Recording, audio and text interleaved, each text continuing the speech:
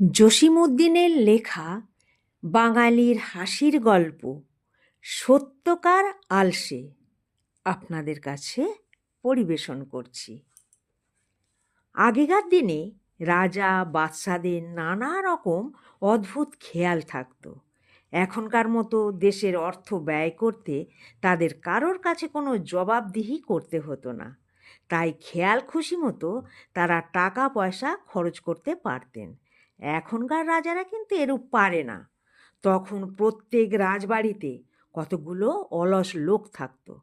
রাজারা আলসেখানায় সেই অলস লোকগুলোকে দেখে বড়ই আমোদ পেতেন।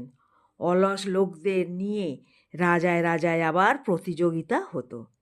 কোনো রাজার আলসেখানায় যদি সবচাইতে খুব সুনাম করা লোক থাকতো, তাহলে সেই রাজার দাম বেশি হতো। সেবার দেখা গেল রাজার রাজ্যে যত লোক কেউ কাজ করে না, সকলে এসে জুটেছে রাজার আলসেখানায়। কারণ সেখানে আসলেই যত খুশি ভাত মাছ দুধ মাখন খেতে পাওয়া যায়। কে আর কাজ করে? রাজা মুশকিলে পড়লেন।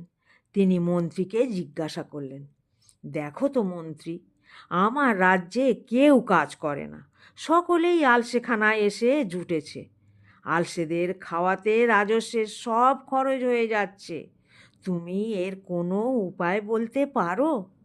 মন্ত্রী হাত জোর করে বললেন, মহারাজ, কোনো চিন্তা করবেন না, আমি এর প্রতিকার করছি।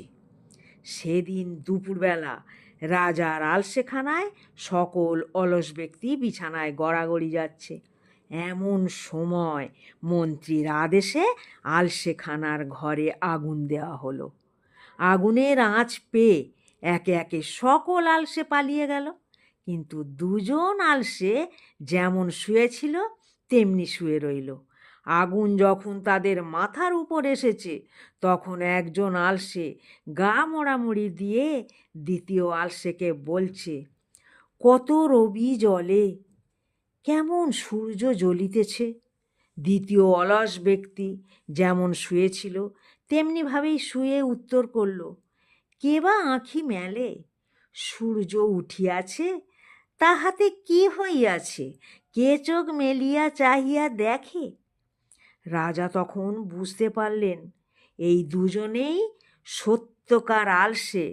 রাজার লোকেরা তখন ধরাধরি করে সেই দুজন অলস ব্যক্তিকে আগুনের হাত থেকে বাঁচালো। সেই থেকে তারা দুজনই মাত্র রাজার আলসেখানায় থাকলো।